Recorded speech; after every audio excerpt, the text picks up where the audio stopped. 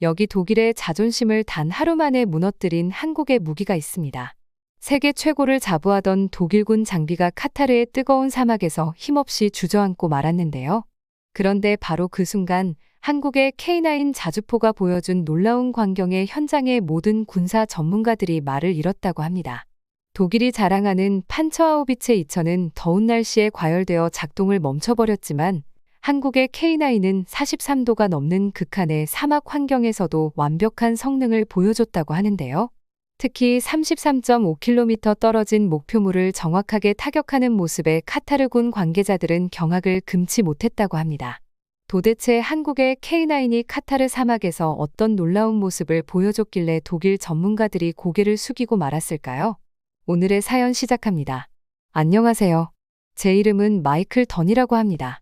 서울의 야경이 인천국제공항 쪽으로 내려가는 비행기 창문 아래로 반짝였어요.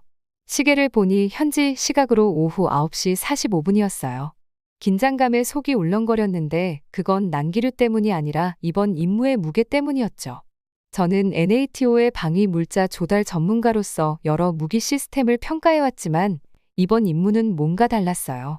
차 드실래요, 손님? 승무원이 옆자리 승객을 깨우지 않으려고 낮은 목소리로 물었어요. 저는 고개를 가로저으며 태블릿에 담긴 사전 보고서를 다시 들여다봤어요. K9 썬더, 한국의 자주포 시스템이 방산업계에서 큰 주목을 받고 있었죠. 제 임무는 이 시스템이 과연 그 명성에 걸맞은지 판단하는 거였어요. 오랜 기간 신뢰해온 유럽 제조사들을 제치고 이 포병 시스템이 진짜로 더 나은 성능을 보여줄 수 있을까요? 비행기에서 내리자 따뜻한 공기가 저를 감쌌어요. 손에는 노트북 가방과 작은 캐리어 하나뿐이었죠. 오랜 출장 생활 덕에 짐은 늘 가볍게 챙기는 편이에요. 젊은 여군이 단정한 군복 차림으로 제 이름이 적힌 팻말을 들고 저를 기다리고 있었어요. 팻말엔 마이클 던 영국 방위 조달부라고 적혀 있었죠. 한국에 오신 걸 환영합니다, 던 씨. 그녀가 살짝 고개를 숙이며 말했어요. 저는 박중희입니다. 머무시는 동안 행정 지원을 담당하게 됐어요. 우리는 밤에 서울거리를 달리며 다음날 일정에 대해 간략히 이야기했어요. 내일 아침 9시에 한화에어로스페이스에서 이 대위님과 만나실 거예요. 대위님은 K9 프로그램 초기 개발부터 참여하신 분이에요. 창밖으로 스쳐 지나가는 도시 풍경을 바라보며 고개를 끄덕였어요. 현대적인 고층 빌딩들이 별처럼 빛나는 LED 디스플레이로 반짝였죠. 불과 70년 전까지만 해도 이 도시가 전쟁으로 폐허가 됐다는 게 믿기지 않았어요. 이제는 한국이 세계 유수의 군수 제조업체들과 경쟁하고 종종 그들을 능가하는 위치에 올랐으니까요. 호텔방에 도착한 그날 밤, 잠은 전혀 오지 않았어요. 머릿속은 이번 임무의 중요성으로 가득했죠. NATO의 포병 시스템은 현대화가 절실했어요. 기존 장비들은 노후화됐고 위협은 빠르게 변하고 있었거든요. 만약 K9 썬더가 초기 보고서대로 성능을 발휘한다면 NATO의 지상 전력을 크게 변화시킬 수 있을 거예요. 하지만 제가 이 시스템을 추천했는데 기대에 못 미친다면 제 명성도 무너질 수밖에 없겠죠. 다음 날 아침 한화에어로스페이스의 반짝이는 로비에서 이 대위님과 만났어요. 예상보다 젊었어요. 30 중반쯤으로 보였고 말을 할 때 신중한 엔지니어의 태도가 느껴졌어요. K9 썬더는 한국의 20년간 축적된 혁신의 결과물입니다. 그가 프레젠테이션 룸으로 걸어가며 말했어요. 하지만 그 이상이죠. 이건 우리나라가 추구하는 탁월함에 대한 약속이기도 합니다. 저희가 이 분야에서는 후발주자라는 걸 잘 알아요. 그렇기 때문에 그냥 좋은 수준으로는 부족해요. 남들보다 훨씬 더 뛰어나야 하죠. 프레젠테이션 룸은 최신식 시설로 벽 전체가 스크린으로 가득했어요. K9의 3D 모델이 상세하게 화면에 띄워졌죠. 이 대위님이 기술 브리핑을 시작하자 저도 모르게 몸을 앞으로 기울였어요. 스펙은 정말 인상적이었어요. 최고 속도 시속 67km, 15초 안에 3발을 발사할 수 있는 능력, 사거리 40km 이상. 하지만 제 관심을 끈 건 단순한 수치가 아니었어요. 그가 테스트 과정을 설명하는 방식이었죠. K9은 혹독한 환경 속에서 극한까지 밀어붙여졌어요. 북극의 혹한, 사막의 폭염, 그리고 장마철 폭우까지 견뎌냈죠. 다른 제조사들이 생각조차 하지 못한 문제점들을 찾아내고 해결했다고 했어요. 던 씨, 이 대위님이 프레젠테이션을 멈추고 제게 말했어요. 다양한 훌륭한 시스템들을 많이 보셨겠지만 한국이 이뤄낸 성과에 대해 열린 마음을 가져주셨으면 합니다. 저희는 기존 기술을 단순히 따라하는 게 아닙니다. 가능성의 한계를 밀어붙이고 있습니다. 저는 고개를 끄덕이며 태블릿에 메모했어요. 그래서 제가 여기 온 거죠, 대위님. 직접 확인하려고요. 오전 시간이 지나 오후가 되자 우리는 프레젠테이션 룸에서 공장 바닥으로 이동했어요. 기계들이 내는 소음이 공장에 울려 퍼졌고 작업자들은 거대한 차량들을 조립하고 있었어요. K9 썬더 한 대는 작은 집만한 크기였고 무게는 47톤에 달했어요. 하지만 그 거대한 덩치 속에서도 뭔가 세련된 느낌이 있었어요. 용접된 이음새 하나하나와 정교하게 가공된 부품마다 분명한 목적이 담겨 있었죠. 작업자 한 명이 제 관심을 눈치채고 자부심 가득한 미소를 지었어요. 그는 영어를 못했지만 가까이 있는 K9의 장갑을 두드리고 엄지를 치켜 세웠어요. 그 의미를 단번에 이해할 수 있었죠. 이건 단순한 군사 장비가 아니었어요. 그들에겐 자국의 성장 능력을 상징하는 것이자 세심한 장인 정신과 성공에 대한 강한 의지를 나타내는 물건이었어요. 그날 저녁 하나를 떠나면서 저는 이 프레젠테이션과 공장 투어가 단지 시작에 불과하다는 걸 알았어요. 진짜 시험은 실전에서 이루어질 테니까요. 다음 행선지는 카타르였어요. 그곳에서 K9은 지구에서 가장 혹독한 환경 중 하나에서 성능을 증명해야 했죠. 하지만 제 마음속에서는 이미 무언가가 달라지기 시작했어요. 서울에 도착할 때만 해도 저는 한국을 방위 기술 분야에서 이제 막 떠오르는 신흥 강자로 생각했어요. 하지만 지금은 그들이 이미 기존의 강자들을 능가한 게 아닐까 하는 생각이 들기 시작했죠. 앞으로 몇 주간의 시간이 그 진실을 밝혀줄 거예요. 아침 햇살이 목덜미에 불타는 쇠처럼 느껴졌어요. 저는 카타르 군사 시험장에서 발을 내디뎠고 그동안 여러 무기를 봐왔지만 오늘은 특별했어요. 한국의 K9 썬더 자주포가 독일의 최고 포병 장비와 경쟁하는 현장을 직접 보러 온 거였거든요. 물 드실래요? 카타르 가이드인 아흐메드 대위가 차가운 물병을 건넸어요. 저는 감사하게 고개를 끄덕이고 물을 받았죠. 이미 등줄기로 땀이 흐르는 게 느껴졌거든요. 지휘소 근처에 있는 온도계가 43도를 가리키고 있었어요. 카타르에서도 아주 더운 날이었어요. 독일 팀이 기분이 별로 안 좋은 것 같아요. 아흐메드가 조용히 말했어요. 판처하우비체 2000이 아침부터 더위 때문에 문제를 겪고 있어요. 이미 2대가 과열로 작동을 멈췄어요. 저는 노트에 바로 적어뒀어요. 이런 게 바로 실전 성능 데이터를 얻는 순간이었죠. 혹독한 기온을 견디지 못하는 포병 장비는 다양한 환경에서 작전을 펼쳐야 하는 나토 NATO 국가들에겐 쓸모가 없을 테니까요. 시험장은 끝이 안 보이는 모래바다처럼 펼쳐져 있었어요. 지평선 멀리 땅에서 올라오는 열기에 희미하게 보이는 목표 지점이 있었어요. 낡은 탱크랑 콘크리트 장벽들을 목표물로 삼아 알칼라 사격장에 배치했더라고요. 이 33.5km의 거리에서는 어떤 포병 시스템도 한계에 도달할 수밖에 없었죠. 저쪽 보세요. 아흐메드가 오른쪽을 가리켰어요. K9 썬더가 진지를 잡고 있는 게 보였어요. 멀리서 봐도 꽤 인상적이었죠. 사막색으로 칠해진 거대한 차량이 모래 언덕을 부드럽게 가로지르며 움직이고 있었어요. 제가 그동안 봐왔던 궤도 차량들과는 다르게 부드러운 모래에서도 별로 힘들어하지 않는 것처럼 보였어요. 저는 쌍안경을 들고 한국 팀의 움직임을 지켜봤어요.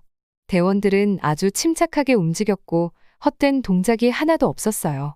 불과 3분도 안 돼서 K9이 발사 준비를 마쳤어요. 정말 빨랐죠. 그야말로 엄청난 속도였어요. 곧 첫 발사 들어갑니다. 라디오를 통해 경고가 들려왔어요.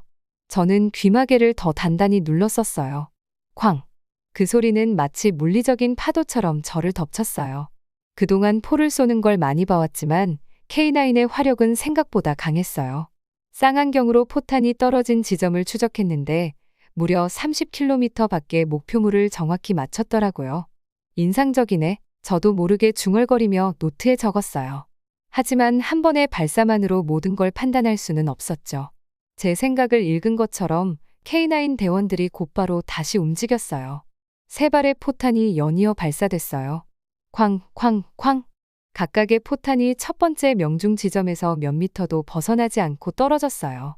이런 정확도는 전장의 판도를 바꿀 수 있을 만한 성능이었어요. 이제 진짜 시험이 시작될 차례였어요. K9은 발사 후 빠르게 새로운 위치로 이동하는 슛 앤 스쿠트 전술을 시연해야 했죠.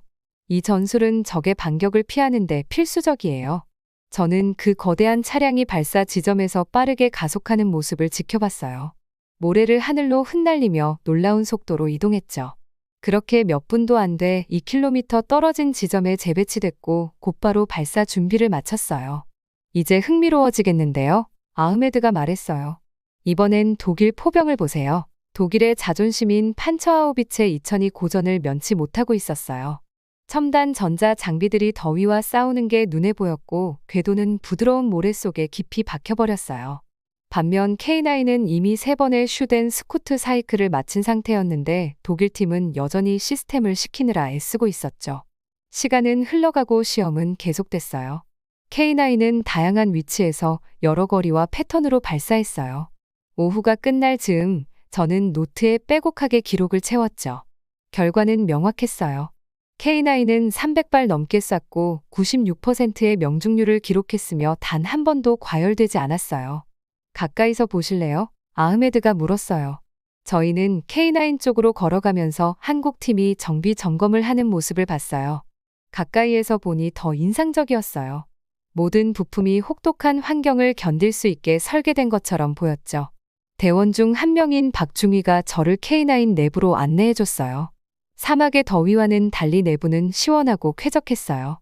모니터에는 목표물 정보, 기상 조건, 시스템 상태 등이 명확하게 표시돼 있었어요. 복잡하지 않고 아주 직관적이더라고요. 어디서든 작동할 수 있게 설계했어요. 박중희가 자부심 가득한 표정으로 말했어요. 사막이든 정글이든 북극이든 상관없어요. K9은 언제나 작동합니다. 저녁이 되자 시험장 위로 주황빛과 보랏빛으로 물든 하늘이 펼쳐졌어요. 저는 마지막으로 노트를 다시 훑어봤죠. K9은 단순히 잘 해낸 게 아니었어요. 기대를 훨씬 뛰어넘는 성과를 보여줬어요. 다른 포병 시스템들이 고전한 가혹한 사막 환경에서도 한국의 자주포는 놀라울 정도로 안정적이었어요. 차로 돌아가면서 오늘 본 장면들을 떠올렸어요. 이건 단순히 하루 동안의 시험이 아니었어요. 한국의 군사 기술이 세계 최고 수준과 경쟁할 수 있다는 걸 아니 그 이상일 수도 있다는 걸 증명하는 순간이었죠. K9 썬더는 그 사실을 정확하고 강력한 한 발 한 발로 증명해냈어요. 차에서 내리자 차가운 핀란드의 공기가 얼굴을 후려치듯 스쳤어요. 카타르의 사막에서 K9 자주포가 활약하는 걸 보고 나니 이번엔 정반대 환경인 핀란드의 습하고 진흙투성이인 숲에서 어떻게 성능을 발휘할지 정말 궁금했어요. 핀란드 군대는 이미 초기에 주문했던 48대에서 96대로 2배 늘리며 신뢰를 보여줬는데 제가 직접 왜 그런지 확인해보고 싶었어요. 핀란드에서 제일 험난한 지형에 오신 걸 환영합니다. 험한 얼굴에 키 큰 핀란드 장교 마키넨 대위가 앞쪽 테스트 지형을 가리키며 말했어요. 여기서는 수많은 차량들이 박살났죠. 여기 진흙은 평범한 진흙이 아니에요.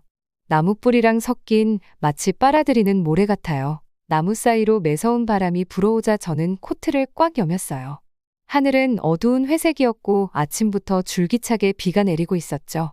이런 날씨는 테스트에 딱 맞는 날씨였어요. 이슬빛 속에 숲 가장자리에 웅크리고 있는 K9 자주포의 거대한 실루엣이 보였어요. 진녹색 도색이 소나무 숲과 잘 어우러져 마치 잠든 거인처럼 보였죠. 지난달에 독일제 판처하우비체 2000을 여기서 테스트했는데 마키넨 대위가 걸음을 옮기며 말했어요. 30분 만에 진흙에 빠져버렸죠. 군한 차량 2대를 동원해 간신히 끌어냈어요. 그가 고개를 절레절레 흔들었어요. 오늘은 K9이 더 잘할지 한번 봅시다. 크루들은 이미 준비를 마친 상태였어요. 망원경을 통해 보니 운전병이 내부에서 조작을 조정하고 있었고 지휘관은 해치를 열고 서서 지형을 주의 깊게 살피고 있었어요. 그때 무전기에서 소리가 들려왔어요. 모든 스테이션, 여기는 썬더원. 무전 체크합니다. 오버. 썬더원, 여기는 베이스. 양호합니다. 썬더원, 여기는 전방 관측자. 잘 들립니다. 엔진이 굉음을 내며 살아났고 숲속에 그 소리가 울려 퍼졌어요. K9의 천마력 엔진은 바로 이런 극한 상황을 위해 설계된 거였죠. 거대한 자주포가 움직이기 시작하자 트랙이 축축한 지면을 단단히 움켜쥐었어요. 첫 번째 장애물은 나무 2구역 사이에 있는 깊은 진흙 구덩이였어요. 폭이 15m 정도밖에 안 되는 좁은 틈이었는데 그 안은 마치 시멘트처럼 끈적한 갈색 진흙으로 가득 차 있었어요. 이곳에서 독일 자주포는 실패했지만 K9은 거침없이 접근했어요. K9이 진흙 구덩이 가장자리에 도달하자 제 심장이 조금 빨리 뛰기 시작했어요. 앞부분이 아래로 기울며 진흙 속으로 들어가는데 순간 정말로 빠져버릴 것 같았거든요. 그런데 놀라운 일이 벌어졌어요. 트랙이 멈추지 않고 천천히 돌아가더니 자주포가 진흙을 높이 튕겨내며 앞으로 나아갔어요. 고급 서스펜션 덕분에 차량이 흔들리고 기울어지는 중에도 주포가 안정적으로 유지됐어요. 대단하군요. 마키넨 대위가 중얼거렸어요. 하지만 이제부터가 진짜 어려운 구간입니다. 그가 맞았어요. 다음 도전은 습지 수판의 여러 사격 지점을 빠르게 이동하며 정확히 사격한 뒤 다시 재빨리 이동해야 하는 거였어요. 이 과정에서 작은 차량이라면 통째로 삼켜질 만큼의 깊은 진흙을 뚫고 지나가야 했죠. 무전기가 다시 울렸어요. 썬더원, 여기는 전방 관측자. 사격 임무 요청합니다. 오버. 지시하시오. 차분한 목소리가 응답했어요. 그리드 04871. 적 기갑 차량. 위험 근접. 집중 사격 바람. 저는 손목시계를 확인했어요. K9은 30초도 안 돼 멈춰서 주포를 정렬하고 첫 번째 포탄을 장전했어요. 첫 발싸움은 머리 위에서 번개가 치는 듯한 굉음이었어요. 망원경으로 보니 포탄이 회색 하늘을 가르며 포물선을 그렸죠. 첫 포탄이 목표 지점에 도달하기도 전에 승무원들은 이미 다음 포탄을 장전해 발사했어요. 연이어 3발이 더 발사됐고 3분도 채 안 되는 시간에 총 5발이 쏟아졌어요. 악천후와 불안정한 지형에도 불구하고 모든 포탄이 정확히 목표 지점에 명중했죠. 하지만 쉴 틈이 없었어요. 썬더원, 즉시 이동하라. 적의 반격 포격이 예상된다. 크루들은 곧바로 반응했어요. 주포가 하강하며 이동 준비 상태로 고정되자 K9은 다시 앞으로 질주했어요. 거대한 덩치에도 불구하고 나무 사이를 유연하게 빠져나갔고 트랙은 너무 물러 보이는 땅에서도 단단히 고정됐어요. 실전에서는 살아남으려면 계속 움직여야 합니다. 마키넨 대위가 설명했어요. 사격 후 재빨리 이동하지 않으면 끝장입니다. 적이 몇 분 안에 당신 위치를 타격할 테니까요. 그 후로 2시간 동안 저는 K9이 이동하고 사격하고 다시 이동하는 이 과정을 반복하는 걸 지켜봤어요. 비는 점점 거세졌고 땅은 더 축축해졌지만 K9은 한 번도 멈추지 않았어요. 크루들은 자신감 있게 정확하게 움직였고 이 기계에 대한 핀란드 군대의 신뢰가 헛된 게 아님을 증명했죠. 훈련이 끝나갈 무렵 K9은 마지막이자 가장 어려운 도전에 직면했어요. 바로 가파르고 진흙투성이인 언덕을 오르는 거였죠. 잠깐 멈칫하는 듯했지만 곧 엔진 소리가 커지면서 힘을 모으더니 천천히 그러나 확실하게 언덕을 기어올랐어요. 트랙에서 쏟아진 진흙이 아래로 흘러내렸죠. 훈련이 끝난 뒤 크루들의 모습을 보면서 저는 K9의 성공을 실감했어요. 그들은 지치거나 긴장한 기색이 전혀 없었어요. 기계와 싸운 게 아니라 기계와 함께 일한 거였죠. 다른 차량이라면 크루들이 스트레스에 지쳐버렸을 상황에서도 K9은 너무나도 안정적으로 성능을 발휘해서 그저 평범한 하루처럼 느껴진 거예요. 차로 돌아가는 길에 마키넨 대위가 그날 처음으로 미소를 지었어요. 이제 왜 우리가 주문량을 2배로 늘렸는지 아시겠죠? 그는 담담하게 말했어요. 핀란드에서는 최악의 조건에서 작동하는 장비가 필요합니다. K9은 단순히 작동하는 걸 넘어 탁월하죠. 아침 햇살이 서울의 스카이라인 위로 황금빛으로 물드는 가운데 저는 이 대위를 따라 한화에어로스페이스 연구시설로 들어갔어요. 가슴이 두근거렸죠. 오늘은 단순한 시연이 아니었어요. 뭔가 혁신적인 것을 목격하게 될 날이었거든요. 바로 K9A3의 공개였어요. 던씨, 미래를 볼 준비됐나요? 문이 부드럽게 쉬익하는 소리를 내며 열리자 거대한 실내 테스트 시설이 눈앞에 펼쳐졌어요. 축구장 3개를 합친 것보다도 큰 공간에는 첨단 테스트 장비와 모니터링 스테이션이 가득했죠. 그리고 그곳에 K9A3가 서 있었어요. 첫눈에 봐도 이건 단순히 이전 모델을 업그레이드한 게 아니었어요. 곡선형의 매끈한 외관과 현대적인 프로필이 완전히 새로운 걸 보여주고 있었거든요. 사막색 도장이 천장 조명을 흡수하면서 포식자 같은 분위기를 풍겼어요. 뭐가 다른지 눈에 띄나요? 이대위가 살짝 미소를 지으며 물었어요. 저는 천천히 차량 주위를 돌면서 꼼꼼히 살펴봤어요. 가장 눈에 띄는 변화는 포탑이었어요. 승무원들이 탑승할 해치가 없었고 내부 공간도 보이지 않았죠. 완전히 새로운 방식이었어요. 무인 시스템이군요. 제가 혼잣말처럼 중얼거렸어요. 맞아요. 이대위가 태블릿을 꺼내 보이며 대답했어요. 포탑 운영이 전부 원격으로 이뤄져요. 이제 사격 구역 안에서 병사들이 위험에 노출될 일이 없죠. 하지만 이건 시작에 불과해요. 그는 벽에 있는 커다란 화면을 가리켰고 곧바로 정밀한 도면들이 나타났어요. K9A3에는 실시간으로 전장 데이터를 처리할 수 있는 AI 기반 제어 시스템이 탑재돼 있어요. 전장에 1000개의 눈이 있다고 상상해 보세요. 그 모든 정보가 시스템으로 직접 들어오는 거죠. 이걸 보여주기 위해 이대위가 몇 대의 소형 드론을 활성화했어요. 드론들은 시설 곳곳에 있는 충전소에서 날아오르자마자 K9A3의 시스템이 즉각 그들을 포착해 추적했어요. 드론 방해 기능도 내장돼 있어요. 그가 설명했어요. 요즘 전장에선 공중 위협이 끊이질 않잖아요. K9A3는 단순히 사격만 하는 게 아니라 스스로 방어도 하죠. 하지만 진짜 놀라운 건 그 다음이었어요. 이대위는 저를 50m쯤 떨어진 이동식 지휘소로 안내했어요. 그 안에는 한 명의 오퍼레이터가 여러 개의 화면에 둘러싸여 앉아 있었죠. 그가 콘솔을 몇 번 두드리자 K9A3가 작동을 시작했어요. 포탑이 부드럽게 회전하고 포신이 올라가며 장전 시스템이 유연하게 움직였어요. 그런데 그 모든 게 차량 내부에 아무도 없는 상태에서 이뤄진 거였죠. 이걸 보세요. 이대위가 신이 나서 말했어요. 그가 테스트 장비 뒤에 반쯤 숨겨져 있던 또 다른 K9A3를 가리켰는데 제가 미처 보지 못했던 차량이었어요. 두 대의 K9A3가 완벽하게 동기화된 상태로 움직이기 시작했죠. 단 한 명의 오퍼레이터가 조종하고 있었어요. 한 사람이 여러 대를 조종할 수 있다고요? 제가 놀라서 물었어요. 맞아요. 유무인 혼합 제어 시스템 덕분이에요. 이대위가 설명했어요. 오퍼레이터 한 명이 동시에 3대까지 반자율 모드로 조작할 수 있어요. 완전 자율 모드에선 물론 사람이 감독하긴 하지만 그때는 더 많은 차량도 통제할 수 있죠. 시연은 계속됐고 새로 장착된 58구경포도 직접 볼 수 있었어요. 더 긴 포신 덕분에 사거리가 눈에 띄게 늘어났어요. 테스트 사격장에서 여러 거리의 목표물이 나타났는데 K9A3는 놀라울 정도로 정확하게 그들을 타격했죠. 하지만 제가 정말 감탄했던 건 모든 과정이 얼마나 간단해 보였는지였어요. 차량에 이토록 첨단 기술이 집약돼 있었는데도 오퍼레이터의 인터페이스는 깔끔하고 직관적이었어요. 이 기술을 누구나 쉽게 쓸 수 있게 만드는 게 핵심이었죠. 이대위가 제 관찰에 고개를 끄덕이며 말했어요.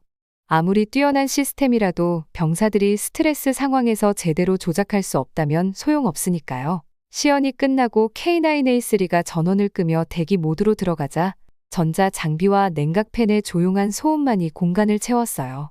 어떻게 보셨나요, 던 씨? 이대위가 브리핑룸으로 돌아가며 물었어요. 저는 잠시 생각한 뒤 대답했어요. 정말 대단한 일을 해내셨네요. 이건 K9의 발전이 아니라 포병 시스템의 혁신이에요. 이대위는 만족스러운 듯 고개를 끄덕였지만 놀라워하진 않았어요. 그게 저희 목표였어요. 단순히 세계 흐름을 따라가는 게 아니라 우리가 그 흐름을 이끌고 싶었거든요. 그날 저녁 시설을 떠나며 저는 군사 기술의 중요한 전환점을 목격했다는 생각을 지울 수 없었어요. K9A3는 단순히 더 진보된 자주포가 아니었어요. 한국은 단순히 경쟁국들을 따라잡은 게 아니라 그들보다 훨씬 앞서 나가고 있었어요. 겨울바람이 제 코트를 뚫고 들어오면서 바르샤바 쇼팽 공항 활주로에 발을 디뎠어요. 눈이 부드럽게 내리며 폴란드 수도를 하얗게 덮고 있었죠. 이번이 K9 썬더 프로그램 때문에 방문한 5번째 나라였는데 아마도 지금까지 중 가장 중요한 일정일 거라는 생각이 들었어요. 던 씨, 바르샤바에 오신 걸 환영합니다. 콜로넬 마렉 보이치크가 활주로를 가로질러 달려오며 반갑게 외쳤어요. 그의 단단한 악수와 따뜻한 미소가 차가운 아침 공기와는 대조적이었죠. K9에 대해 논의할 게 많습니다. 저는 고개를 끄덕이며 그를 따라 대기 중인 차로 향했어요.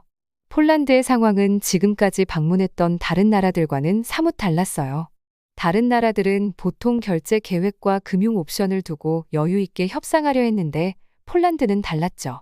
현금을 내겠다는 거예요. 그것도 상당한 금액을요. 무려 5조 원, 미화로 약 40억 달러에 해당하는 큰 투자를 통해 이들이 얼마나 진지한지 확실히 알 수 있었어요. 왜 이렇게 서두르시나요? 제가 바르샤바 시내를 지나며 보이치크 대령에게 물었어요. 오래된 건물과 현대적인 건축물이 섞인 풍경이 수차례 재건된 이 도시의 역사를 말해주고 있었죠. 동쪽을 보세요. 그는 단순하게 말하며 수평선을 가리켰어요. 우크라이나에서의 러시아 전쟁이 우리에게 모든 것을 바꿔놓았습니다. 몇 년을 기다릴 여유가 없어요. 지금 당장 검증된 시스템이 필요합니다. 그 후 며칠 동안 폴란드군 관계자들과 국방 계획자들을 만났어요. 그들과의 대화는 카타르나 핀란드에서 들었던 것과는 사뭇 달랐어요. 여기에는 긴박함이 있었고 들어서는 모든 회의실에 절박한 필요성이 가득 차 있었죠. 기존 금융 방식은 너무 시간이 걸립니다. 어느 날 아침 회의에서 마리아 코발스키 장군이 설명했어요. 그녀는 폴란드의 동부 국경이 표시된 지도를 펼쳐 보이며 말했죠. 은행과의 협상, 승인 절차 그런 것들을 기다릴 시간이 없어요. 현금 결제는 더 빠른 납품을 의미하죠. 하루하루가 중요합니다. 저를 가장 놀라게 한 건 폴란드가 한국에 얼마나 큰 신뢰를 보이는지였어요. 방산업계에서는 보통 국가들이 공급업체에 대한 지렛대를 확보하기 위해 결제를 여러 해에 걸쳐 분산시키는데 폴란드는 선불로 지불하겠다는 거였죠. 한국이 제때 납품할 거라는 전적인 신뢰의 표시였어요. 폴란드 군 기지를 방문했을 때 저는 그들의 오래된 포병 시스템이 작동하는 모습을 지켜봤어요. K9과 비교하니 차이가 명확했죠. 우리의 장비는 낡아가고 있습니다. 훈련을 지켜보던 피오트르 노바크 대위가 제게 말했어요. 일부 부품은 소련 시대에 만들어진 것들이에요. K9은 우리에게 큰 도약이 될 겁니다. 기지 사령관은 유지 보수 시설도 보여주었어요. 한국은 부품과 기술 지원에 있어서 신뢰성이 입증된 나라입니다. 그가 설명했죠. 다른 공급업체들은 중요한 부품을 배송하는데 몇 달이 걸리기도 해요. 우리는 더 이상 그런 지연을 감당할 수 없습니다. 국방부에서 열렸던 기억에 남는 회의에서 저는 안나 레반도프스키 차관과 함께 앉아 있었어요. 그녀의 사무실 벽에는 군사 지도와 전략평가 자료가 가득했죠. 이건 단순히 포병을 구매하는 문제가 아닙니다. 그녀가 의자 앞으로 몸을 숙이며 말했어요. 우리가 앞으로 수십 년 동안 의지할 수 있는 파트너를 선택하는 일이죠. 그녀는 한국이 다른 나라의 K9을 납품했던 사례 보고서를 보여줬어요. 지연도 없었고 변명도 없었죠. 오직 일관되고 신뢰할 수 있는 성과만이 기록돼 있었어요. 불확실한 시기에는 그녀가 말했어요. 그런 신뢰성은 돈으로 살 수 없는 가치를 지닙니다. 제 시야를 가장 열어준 건 폴란드 방산 공장 방문이었어요. 거기서 엔지니어들은 이미 K9 유지 보수를 자국 시설에 통합할 계획을 세우고 있었죠. 한국은 기술 지식을 공유할 의사가 있습니다. 공장장이 설명했어요. 이건 단순한 판매가 아니라 파트너십입니다. 방문 마지막 날, 저는 보이치크 대령과 함께 바르샤바의 가장 높은 건물인 문화과학궁전에서 도시를 내려다보고 있었어요. 오래된 것과 새로운 것이 공존하는 풍경이 마치 그들의 군사 장비와도 같았죠. 우리를 K9으로 확신하게 만든 게 뭔지 아세요? 그가 도시를 내려다보며 물었어요. 단순히 뛰어난 기술력이나 빠른 납품 때문만은 아니었어요. 한국의 접근 방식이었습니다. 그들은 우리의 이야기를 듣고 상황에 맞게 조율하며 우리의 필요를 이해했습니다. 저는 며칠 동안 보았던 모든 것들을 떠올렸어요. 긴박했던 회의들, 세세한 계획들, 그리고 말이 아닌 행동으로 쌓아 올린 신뢰까지. 폴란드가 거대한 현금 결제를 결정한 건 단지 포병을 빨리 받기 위해서만이 아니었어요. 이건 불확실한 세상 속에서 그들이 누구를 신뢰하는지를 보여주는 선언이었죠. 다음 날 비행기가 이륙하며 눈으로 덮인 바르샤바가 점점 작아지는 걸 내려다봤어요. K9 구매와 관련한 폴란드의 과감한 전략은 세계가 변하고 있음을 상징하고 있었어요. 기존의 비즈니스 방식은 현대의 위협에 비해 너무 느렸죠. 한국은 단순한 제조업체가 아니라 정말 중요한 순간에 의지할 수 있는 파트너로 자리 잡았어요. 런던 사무실에 앉아서 컴퓨터 화면을 바라보는데 저도 모르게 미소가 지어졌어요. 지난 몇 달 동안 정말 많은 걸 배웠거든요. 진짜 훌륭한 군용 차량이란 게 뭔지 제대로 알게 된 시간이었죠. 새로운 문서를 열고 NATO 관계자들에게 제출할 최종 보고서를 작성하기 시작했어요. 머릿속에서 퍼즐 조각들이 척척 맞춰지듯 손가락이 키보드를 재빠르게 움직였죠. K9 썬더의 이야기가 특별한 이유는 제가 타이핑했어요. 성공의 비결이 무조건 빠르게 나아가는 데 있는 게 아니라 조심스럽고 꾸준히 전진하는 데 있다는 걸 보여주기 때문이죠. 제가 다녀온 곳들이 하나씩 떠올랐어요. 뜨거운 햇볕이 내리쬐는 카타르 사막, 진흙탕이 가득한 핀란드의 숲, 그리고 최첨단 시설이 있는 한국까지요. 각 지역에서 K9에 대해 서로 다른 걸 배웠지만 결론은 하나였어요. 한국이 정말 대단한 걸 해냈다는 거였죠. 여행 중 찍었던 사진들을 보면서 K9이 카타르의 혹독한 더위 속에서도 다른 차량들이 고전하는 상황에서 어떻게 견뎠는지 떠올랐어요. 또 핀란드 군인들의 자랑스러운 얼굴도 생각났어요. 다른 차량들은 진흙탕에 막혀 멈춰섰지만 K9은 거침없이 앞으로 나아갔죠. 이런 성과가 단순히 운이 좋아서 된 게 아니었어요. 오랜 시간 계획을 세우고 개선을 거듭한 결과였죠. K9의 특별함은 다시 타이핑했어요. 한국이 한 번에 완벽한 차량을 만들려 하지 않고 문제를 하나씩 해결하면서 조금씩 더 나은 차량을 만들어 왔다는 데 있어요. 저는 메모장을 꺼내 K9이 성공할 수 있었던 핵심 요인들을 정리하기 시작했어요. 첫 번째는 개발 방식이었어요. 한국 엔지니어들은 단번에 큰 변화를 약속하는 대신 매 버전마다 작지만 꾸준한 개선을 추구했어요. 그래서 새로 나온 K9은 항상 이전보다 나았고 동시에 신뢰할 수 있는 성능을 갖췄죠. 두 번째는 다양한 환경에서의 성능이었어요. K9은 이상적인 조건에서만 잘 작동한 게 아니라 카타르의 사막, 핀란드의 숲, 그 중간에 있는 모든 곳에서도 뛰어난 성능을 보였어요. 그 덕분에 실전에서도 충분히 활용할 수 있는 준비가 되어 있음을 증명했죠. 세 번째는 차량을 생산하고 납품하는 한국의 역량이었어요. K9을 빠르고 안정적으로 제작할 수 있는 공장, 부품, 인력 모두를 갖추고 있었어요. 아무리 좋은 설계를 해도 필요한 때에 차량을 만들어내지 못하면 소용없거든요. 네 번째, 그리고 어쩌면 가장 중요한 건 신뢰였어요. 한국은 납품 일정과 성능에 대한 약속을 철저히 지켰어요. 방산업계에서는 지연과 실망이 흔한데 이 점에서 한국은 돋보였죠. 그래서인지 폴란드 정부가 K9 구매 대금을 선불로 지불할 정도로 한국을 믿은 거였어요. 이 내용을 정리하면서 서울에서 만난 이 대위와의 대화가 떠올랐어요. 그가 이렇게 말했었죠. 우린 가장 빠르거나 가장 화려한 걸 목표로 하지 않아요. 그저 가장 신뢰할 만한 차량이 되고 싶을 뿐입니다. 이제야 그 말이 무슨 뜻인지 완전히 이해가 됐어요. 저는 K9A3 사진을 꺼내봤어요. 무인 포탑과 첨단 AI 시스템이 탑재된 최신 버전이죠. 이런 기술들이 갑자기 나온 게 아니에요. 오랜 경험과 신중한 개발의 결과물이었죠. 다른 나라들은 새 기술을 빨리 도입하려고 서두르지만 한국은 정확하게 이를 해내기 위해 시간을 들였어요.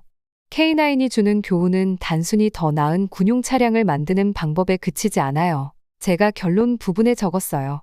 이건 일을 올바르게 처리하는 것, 그리고 큰 약속보다 꾸준한 성과를 통해 신뢰를 쌓는 방법에 대한 이야기예요. 보고서를 마무리하면서 한국이 어떻게 방위산업의 선두주자로 자리 잡았는지 곱씹어봤어요.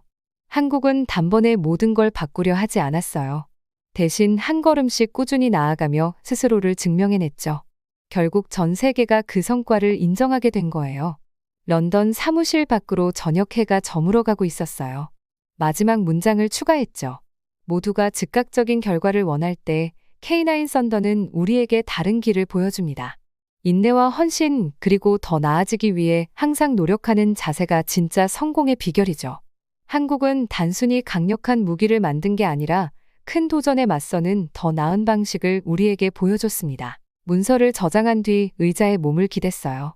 이 보고서가 NATO의 미래 결정에 큰 영향을 미칠 거라는 확신이 들었죠. K9의 이야기는 이제 막 시작됐어요. 하지만 이미 우리에게 중요한 교훈을 남겼죠. 단번에 거대한 도약을 이루려 하기보다 한 걸음씩 신중하게 나아가는 게 진정한 성공의 길이라는 걸요. 짐을 챙기고 퇴근할 준비를 하면서 이번 여정을 직접 지켜본 게 참 자랑스러웠어요. 한국의 꾸준한 발전은 단순히 군용 차량 시장을 변화시키는 데 그치지 않았어요. 어떻게 해야 이를 제대로 해낼 수 있는지를 모두에게 보여준 거죠. 시간이 얼마나 걸리든지 간에. 안녕하세요. 제 이름은 라이언 미첼이라고 합니다. 처음 드론을 봤던 그 아침이 아직도 기억나요. 그날 학교 가려고 서울 거리를 걷고 있는데 교과서로 가방이 묵직했어요. 그때 사람들이 갑자기 하늘을 가리키기 시작했죠. 구름 사이로 작은 검은 점들이 움직이고 있었는데 바로 북한 드론들이 우리 영공을 넘어온 거였어요. 동시에 휴대폰이 뉴스 속보 알림으로 진동했고 몇 분도 안 돼서 남쪽에서 전투기들이 굉음을 내며 날아오르더라고요. 그런데 정작 저한테 더 인상 깊었던 건 드론이나 전투기들이 아니었어요. 이웃들이 대하는 태도였죠. 골목 슈퍼를 운영하는 김 사장님은 평소처럼 가게 앞에서 과일을 정리하고 있었고 학생들은 학교 가느라 여전히 바쁘게 뛰어다니고 있었어요.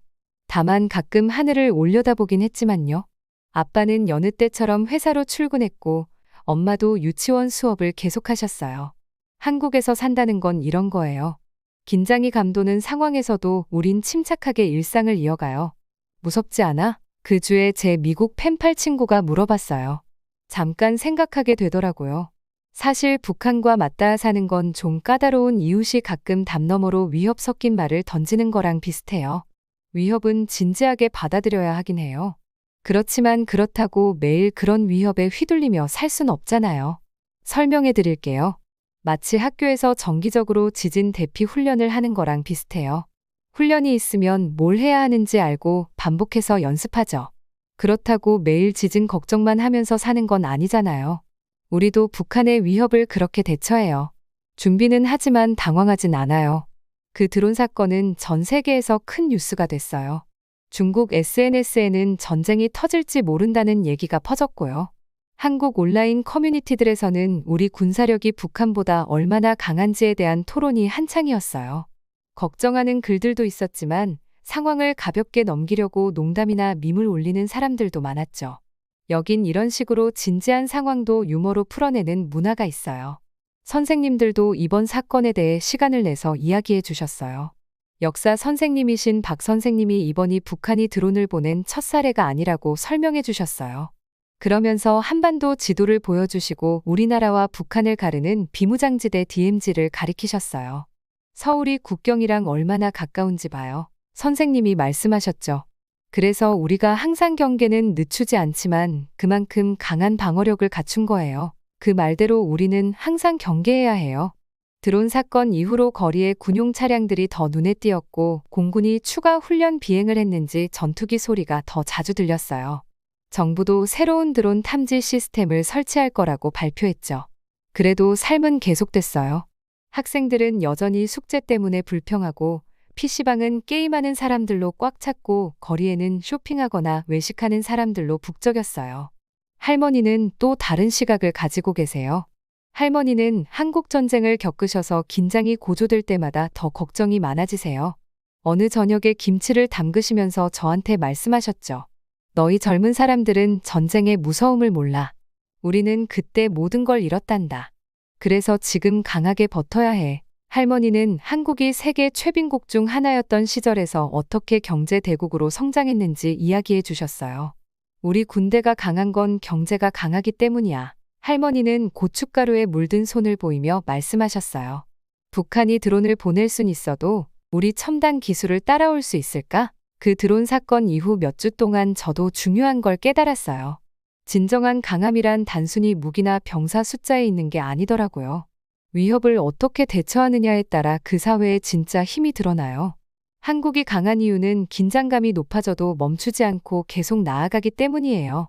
거리는 여전히 사람들로 붐비고 학생들은 계속 공부하고 직장인들은 새로운 걸 만들어내죠.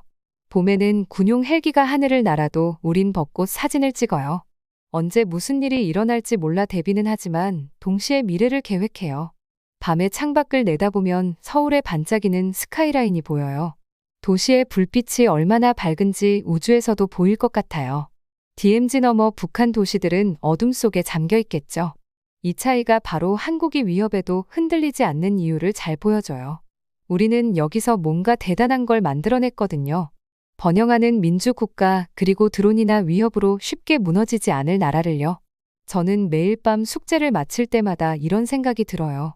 강하면서도 자유로운 나라에 살 수 있다는 건 정말 운이 좋은 일이에요. 물론 북쪽의 도전을 계속 마주해야 하지만 우리는 그 도전을 함께 이겨내요. 결심과 희망을 가지고요. 한국의 진짜 이야기는 단순한 군사력이 아니라 어떤 상황에서도 계속 살아가고 일하고 꿈꾸는 사람들의 힘에 관한 거예요. 드론이 날아다니는 하늘 아래서도요. 저는 지금 한국의 수도인 서울의 북적거리는 거리를 걷고 있어요. 하늘을 찌를 듯한 반짝이는 고층 빌딩들을 보면서 감탄을 멈출 수가 없네요.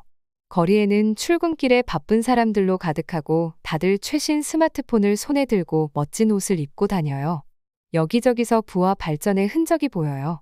고속도로에는 최신 자동차들이 달리고 거대한 쇼핑몰은 화려한 디스플레이로 사람들을 끌어당기고 높은 타워들을 더 짓기 위해 크레인들이 쉬지 않고 움직이고 있어요. 이제 제가 흥미로운 이야기를 하나 해드릴게요. 한국과 북한의 부의 차이는 마치 무거운 돼지 저금통과 가벼운 저금통을 비교하는 것 같아요. 한국의 경제 규모는 우리가 GDP 국내 총생산라고 부르는 걸로 측정하는데 이게 한 나라가 1년 동안 벌어들이는 돈을 뜻해요. 한국의 GDP는 약 1조 7천억 달러 정도인데 이거 엄청난 숫자죠? 좀 더 와닿게 설명해드리면 1달러 지폐를 1조 7천억 장 이어붙이면 지구를 6,500번 넘게 둘러쌀 수 있어요. 이제 북한을 한번 볼까요? 북한의 GDP는 약 300억 달러예요. 이 금액이 꽤 커 보일 수도 있지만 사실 한국 GDP의 50분의 1 수준이에요. 예를 들어 저와 친구가 각각 저금통을 하나씩 가지고 있다고 해봐요. 제 저금통에 동전이 50개 들어있다면 친구의 저금통엔 고작 1개만 있는 셈이에요. 한국과 북한 사이의 차이가 딱 이 정도예요. 근데 그게 왜 중요하죠? 라고 궁금해하실 수도 있겠죠. 돈은 나라가 중요한 일을 하는데 필요해요. 용돈이 많으면 더 좋은 학용품을 사고 새 옷도 사고 좀 남겨서 저축할 수도 있는 것처럼요. 나라도 마찬가지로 돈이 많으면 이런 걸 할 수 있어요. 더 좋은 도로와 다리를 건설하고 현대적인 공장을 더 많이 짓고 최신 컴퓨터와 기술을 사들이고 더 나은 학교와 병원을 운영하고 군대에 최신 장비를 투자할 수 있어요. 저는 한국을 돌아다니면서 이런 경제 격차를 실감하고 있어요. 지하철역은 깔끔하고 첨단 시스템으로 운영되는데 화면에 다음 열차 도착 시간까지 정확하게 표시돼요. 식당들은 손님들로 북적이고 거리에는 상점들이 온갖 물건을 팔고 있어요. 대부분의 가정은 자동차를 소유하고 있고 편리한 현대식 아파트에서 살고 있죠. 이 두 나라의 인구 차이도 흥미로워요. 한국의 인구는 약 5,200만 명인데 이건 10만 명을 수용할 수 있는 큰 경기장이 520개나 꽉 찬 것과 같아요. 반면 북한은 약 2,600만 명 정도로 한국의 절반 수준이에요. 이 차이는 곧 한국이 공장에서 일하거나 과학자가 되거나 군대에 입대하거나 새 사업을 시작할 수 있는 사람이 2배나 많다는 뜻이죠. 실제 생활에서 이 차이가 어떻게 나타나는지 예를 하나 들어드릴게요. 어제 한국의 스마트폰 공장을 방문했어요. 그 안에는 로봇과 작업자들이 첨단 기술을 이용해 전 세계로 판매될 스마트폰을 만들고 있었어요. 이 공장에는 5,000명이 일하고 있는데 이들은 좋은 월급을 받아요. 그래서 자녀들을 좋은 학교에 보낼 수 있고 새 옷도 사고 휴가도 갈 수 있죠. 이들이 내는 세금은 더 나은 도로, 학교, 병원을 짓는 데 쓰여요. 하지만 단순히 인구가 많다고 되는 건 아니에요. 그 사람들이 무엇을 할 수 있는지가 중요하죠. 한국은 교육에 엄청나게 투자하고 있어요. 고등학교 앞을 지나가다 보면 학생들이 밤늦게까지 공부하는 모습을 자주 볼 수 있어요. 이 학생들은 앞으로 엔지니어, 의사, 사업가가 될 거예요. 이들은 최신 기술과 학습 자원을 활용하면서 전 세계와 경쟁할 준비를 하고 있어요. 부의 차이는 음식에서부터 의료까지 모든 것에 영향을 미쳐요. 한국에서는 슈퍼마켓에 가면 세계 각국에서 온 신선한 식재료들이 가득해요. 병원은 최신 의료 장비를 갖추고 있고요. 대부분의 가정은 새 옷과 전자제품을 자주 살 여유가 있어요. 아이들은 태블릿과 컴퓨터를 가지고 놀면서 디지털 미래에 대비하죠. 이렇게 한국과 북한 사이의 경제와 인구 격차는 마치 두 개의 완전히 다른 세상을 보는 것 같아요. 한국은 새로운 혁신과 발전을 향해 달려가고 있는데 북한은 따라가기 버거워 보이죠. 마치 한쪽은 새 운동화에 에너지 음료까지 챙겨서 뛰고 다른 쪽은 맨발로 배고픈 상태로 뛰는 경기 같아요. 하지만 숫자와 통계만으로는 모든 걸 설명할 수 없어요. 진짜 중요한 건 사람들의 일상 속에서 이 차이가 어떻게 드러나는가예요. 희망과 꿈, 그리고 그들이 누릴 수 있는 기회들이죠. 저는 오늘 서울의 활기찬 거리를 걸으면서 식당에서 가족들이 함께 저녁을 먹고 청소년들이 화려한 거리 예술 앞에서 셀카를 찍는 모습을 봤어요. 그 모습을 보니 경제적 차이가 국경을 사이에 둔 수백만 명의 미래를 어떻게 바꾸는지 자연스럽게 떠오르더라고요. 생각해 보세요. 만약 지금 가족의 재산이 현재의 50분의 1로 줄어든다면 여러분의 삶은 어떻게 달라질까요? 어떤 기회를 놓치게 될까요? 어떤 꿈이 더 이루기 어려워질까요? 이런 질문들이야말로 경제적 차이가 왜 이렇게 중요한지 이해하는데 큰 도움이 될 거예요. 한국과 북한의 해군과 공군 전력 차이는 정말 커요.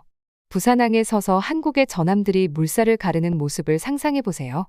회색 철제 외관에 햇빛이 반사되고 상단에 장착된 첨단 레이더가 천천히 회전하는 걸 볼 수 있을 거예요. 이건 그냥 평범한 배들이 아니에요. 세계에서도 손꼽히는 최신 전함들이죠. 한국 해군은 마치 잘 훈련된 운동선수 같아요. 강하고 빠르며 최첨단 장비로 무장하고 있거든요. 이들의 구축함은 정말 대단한데 마치 바다 위를 떠다니는 작은 도시 같아요. 축구장보다 긴 이 배에는 컴퓨터, 미사일, 레이더 시스템이 가득해서 멀리 있는 위협까지도 포착할 수 있죠. 심지어 몇몇 전함은 자신을 향해 날아오는 미사일도 요격할 수 있어요.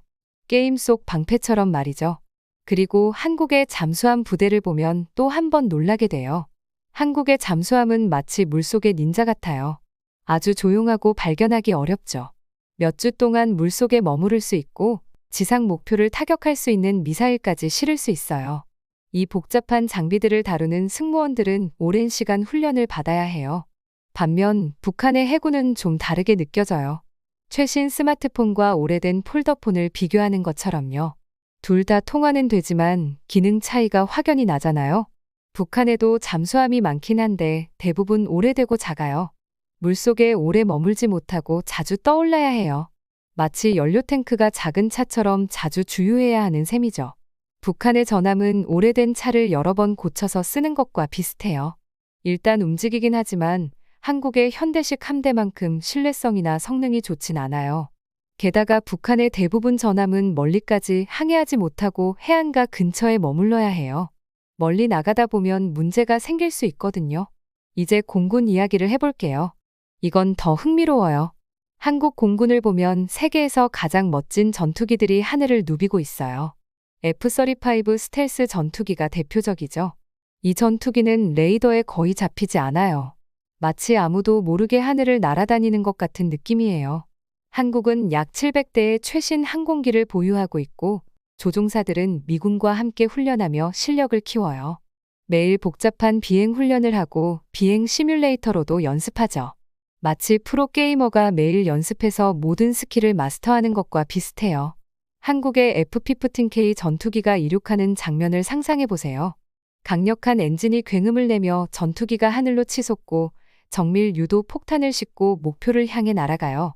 조종사는 특수 헬멧을 쓰고 있어서 눈앞에 중요한 정보가 바로 표시돼요. 마치 게임 속 헤드업 디스플레이 같은 거죠. 반면 북한의 공군은 과거에 머물러 있어요.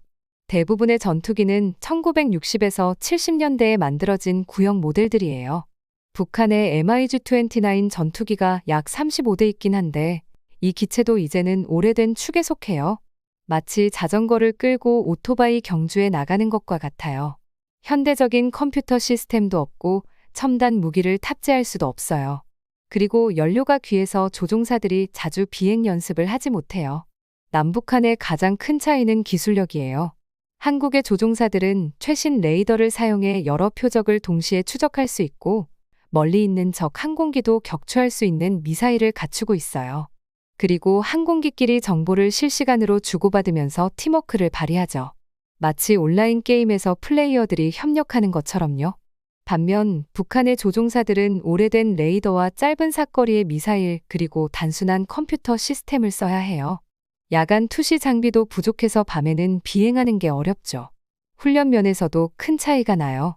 한국의 조종사들은 정기적으로 비행하며 복잡한 임무를 연습하고 다른 나라 공군과 협력하기도 해요. 비행 시뮬레이터로도 훈련하며 기술을 갈고 닦죠. 마치 프로 운동선수들이 경기 영상을 분석하고 특정 플레이를 연습하는 것과 같아요. 하지만 북한의 조종사들은 그렇게 자주 비행할 수 없어요. 연료 부족과 노후된 항공기 유지비 때문에 한 달에 몇 시간밖에 비행하지 못하거든요. 마치 농구 선수가 일주일에 한 번밖에 연습하지 않는 것과 같아요.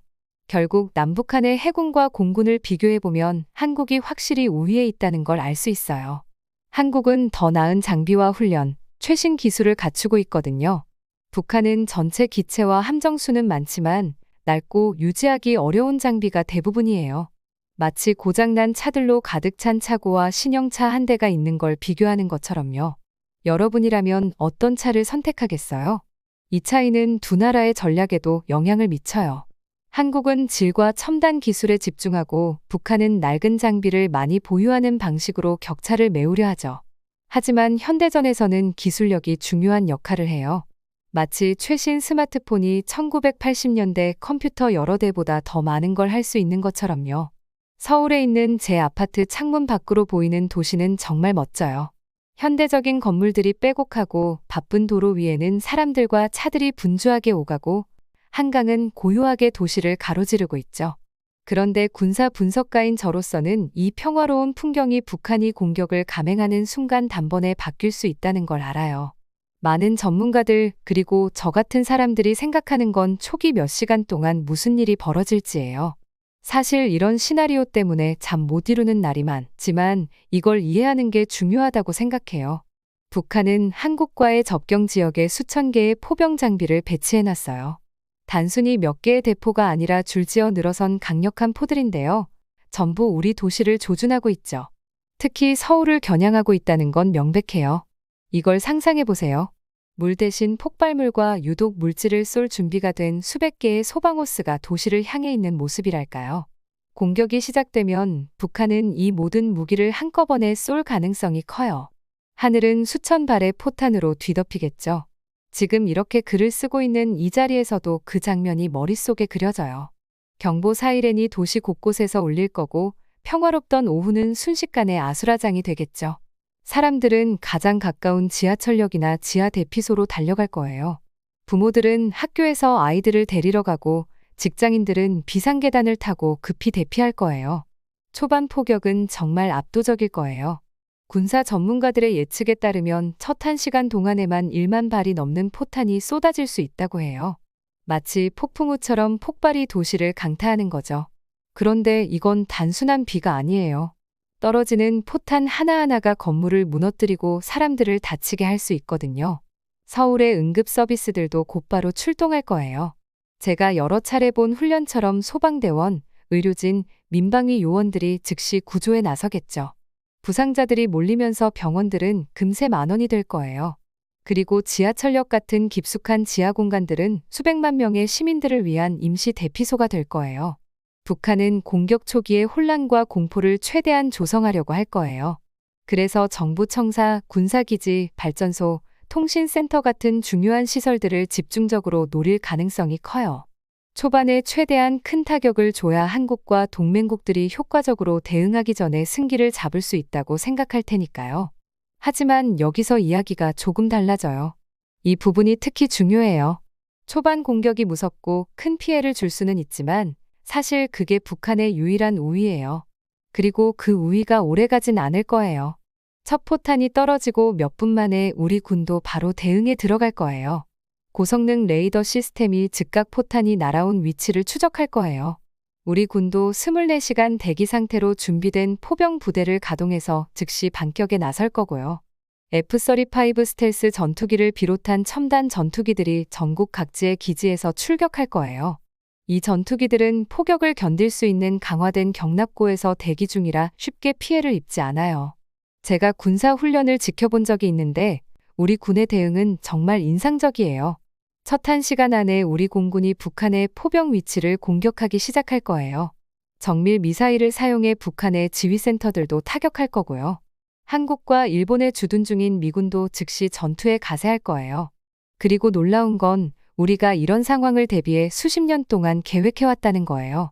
서울에 있는 모든 건물에는 지정된 대피소가 있고 모든 동네에는 비상보급품 보관소가 마련돼 있어요. 시민들도 정기적으로 이런 훈련을 하고 있어서 모두가 해야 할 일을 알고 있어요.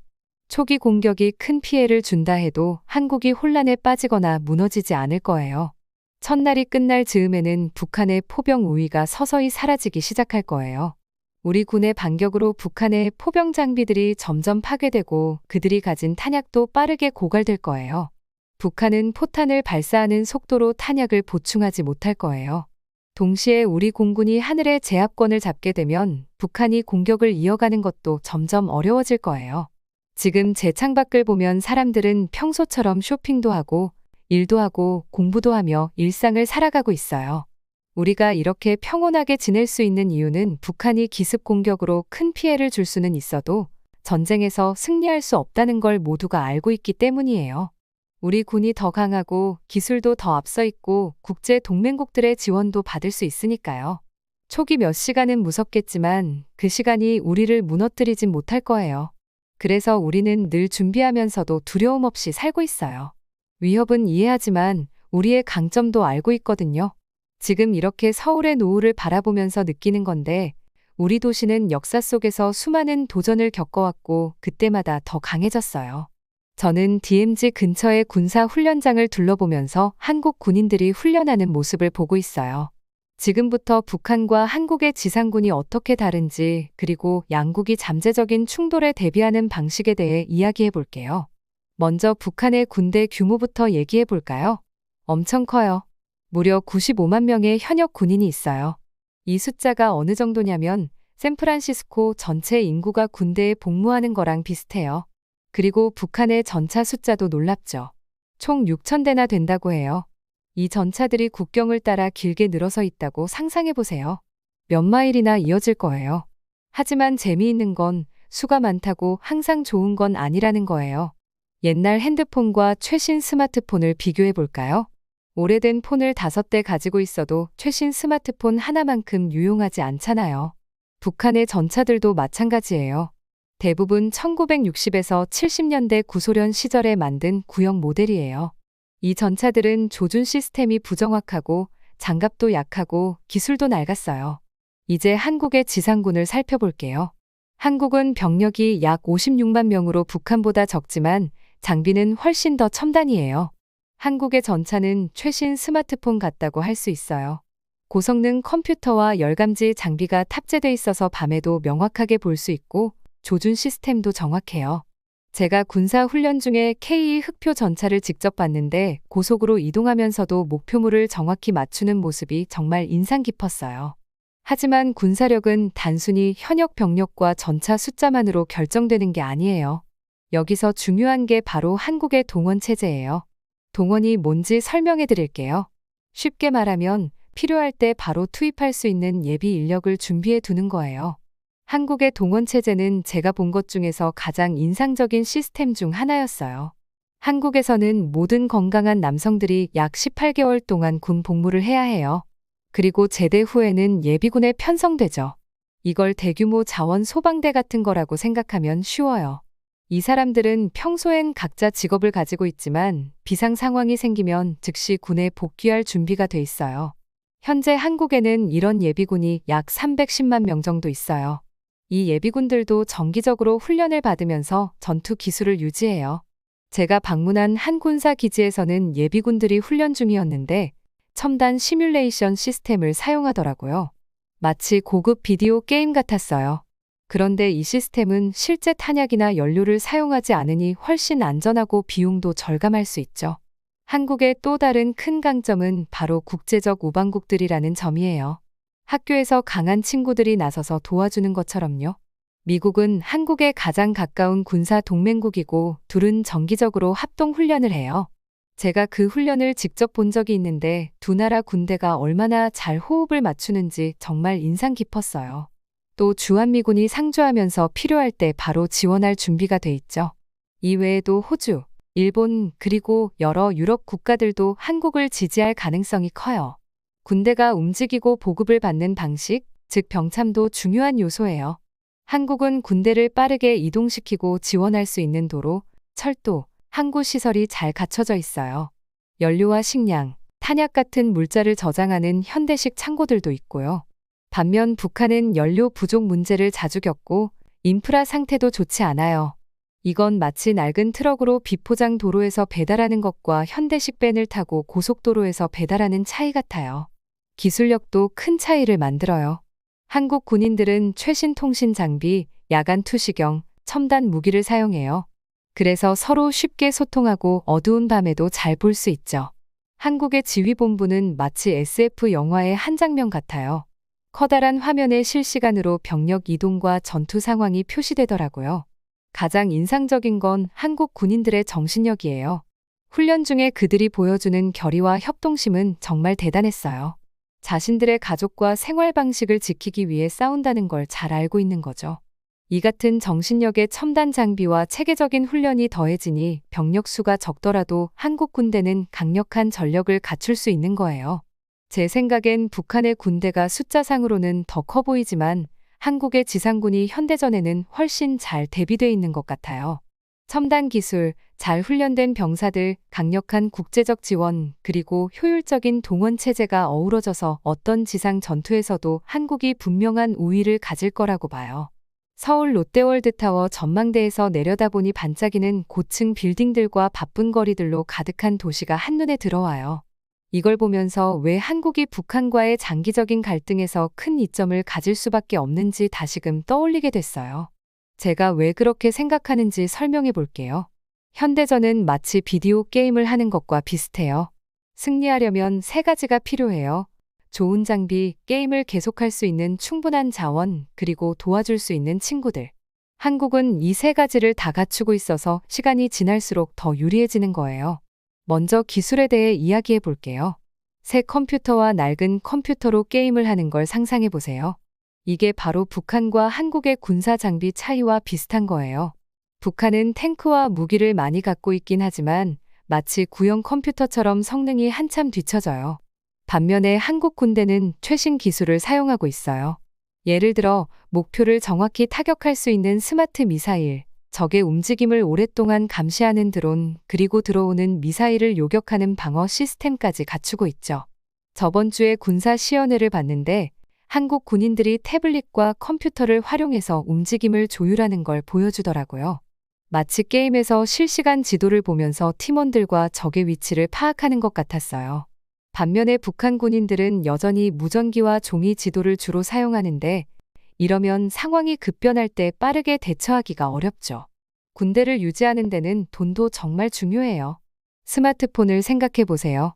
배터리가 계속 충전돼야 하고 업데이트도 꾸준히 해줘야 잘 작동하잖아요. 그런데 군대를 운영하는 건 스마트폰보다 훨씬 큰일이에요.